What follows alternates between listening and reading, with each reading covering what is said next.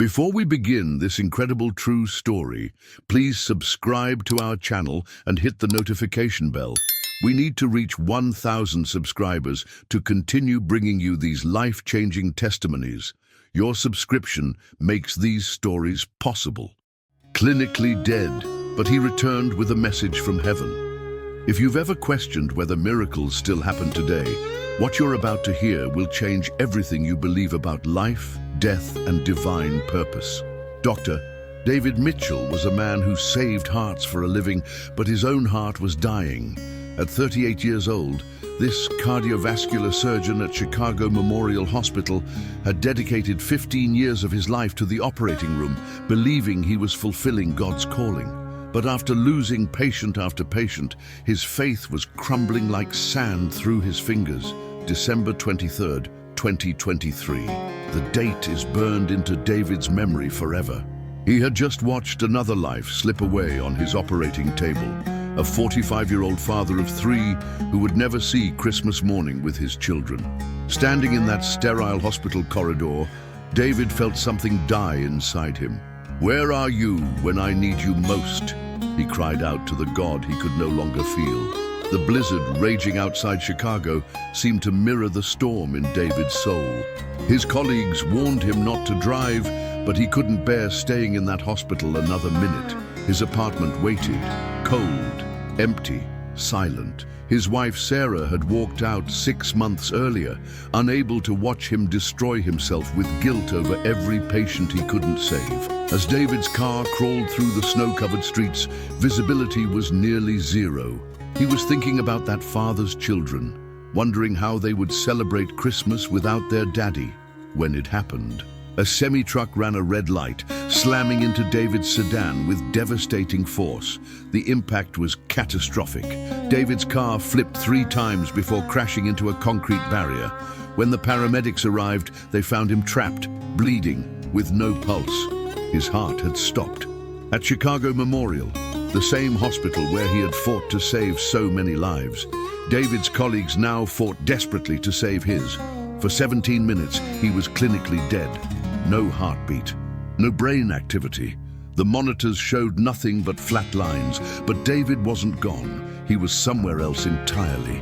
He found himself standing in a place of indescribable beauty, not quite heaven, but no longer earth. The light was warm, golden, alive. And there, walking toward him, was Jesus Christ. Not the pale figure from Sunday school pictures, but a man radiating such love and power that David fell to his knees. "My son," Jesus said, his voice like music and thunder combined, "your work is not finished." "Lord, I've failed," David sobbed. "I couldn't save them. I'm no good to anyone." Jesus placed his hand on David's shoulder, and suddenly David could see everything differently. He saw every patient he'd lost, but now he understood that some deaths were not failures, but homecomings. He saw the patients he had saved living full lives because of his skilled hands. But most importantly, he saw his future. In vivid detail, Jesus showed David a vision, a medical clinic in Chicago's poorest neighborhood, where David would treat patients regardless of their ability to pay. He saw himself training young doctors from underprivileged backgrounds, giving them opportunities they never thought possible. He saw thousands of lives saved, families restored, hope returned to communities that had forgotten what hope looked like. "This is why you became a doctor," Jesus said, "not for the wealthy patients who can afford the best care, but for my people who have been forgotten. Will you trust me with this mission?" "Yes, Lord," David whispered, "but how can I go back? My life is broken, my marriage is over, I have nothing left." Jesus smiled, and in that smile was every answer David would ever need. "I am making all things new, even you, David, especially you." Suddenly, David was back in his body, gasping, his heart pounding. The medical team stood frozen in shock. After 17 minutes of death, David Mitchell was alive. The chief of cardiology, Dr. Sarah Chen, later said it was medically impossible. But impossible had just happened. The moment David could speak, he began telling everyone about his encounter with Jesus. Many dismissed it as oxygen deprivation to the brain, but David knew better. The vision Jesus had shown him was crystal clear, more real than anything he'd ever experienced. 3 months later, despite doctors saying he'd need at least a year to recover, David opened Healing Hands Clinic in Chicago's South Side. Using his life savings and donations from people who believed in his vision, he created something beautiful, a place where anyone could receive world-class cardiac care free of charge. The first patient was Maria Gonzalez, a 52-year-old mother of 4 who had been on a 2-year waiting list for heart surgery she couldn't afford. David operated on her pro bono, and she made a full recovery. Word spread through the Hispanic community like wildfire. But the real miracle wasn't just in the surgeries David performed, it was in the transformation of an entire community. Young people who had never dreamed of becoming doctors were inspired by David's story.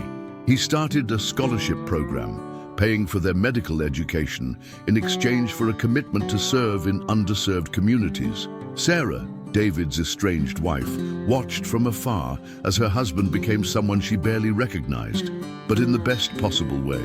The angry, bitter man who had pushed her away was gone. In his place was a man filled with purpose, joy, and an unshakable faith. She filed for divorce dismissal and asked if they could start over. "I died for 17 minutes, David told her, and in those 17 minutes, I learned more about living than I had in 38 years. Today, 5 Healing Hands clinics operate across Chicago, staffed by doctors David has trained and inspired. Over 15,000 free surgeries have been performed. The man who once questioned God's existence now sees him working miracles every single day. But David's message isn't just about second chances or even miraculous recoveries. It's about purpose. "I had to die," he says, "to learn how to truly live. God didn't save my life so I could go back to the same old routine. He saved it so I could save others, not just their hearts, but their hope." Every patient who walks into Healing Hands Clinic hears the same thing David heard in that place between life and death. Your work is not finished. Your story is not over. God has a plan, and it's more beautiful than anything you could imagine. As I finish telling you David's incredible story, I can't help but think about you, dear friend, watching this right now. Maybe you're going through your own dark night of the soul. Maybe you've lost someone you love, or your dreams have been shattered, or you're questioning if God even cares about your pain. David wants you to know something. That moment when you feel most abandoned, most forgotten, most hopeless, that's often the moment right before your greatest breakthrough. His 17 minutes of death weren't the end of his story. They were the beginning of his real purpose. What if your current struggle isn't meant to destroy you, but to prepare you for something magnificent? What if God is using your broken pieces to create a masterpiece that will inspire thousands? David Mitchell was clinically dead, but he returned with a message that changed everything. Your story isn't over either. Your breakthrough might be just 17 minutes away.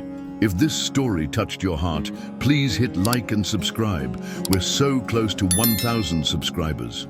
Share this video with someone who needs to hear that miracles still happen. And tell us in the comments, have you ever experienced God's presence during your darkest moment?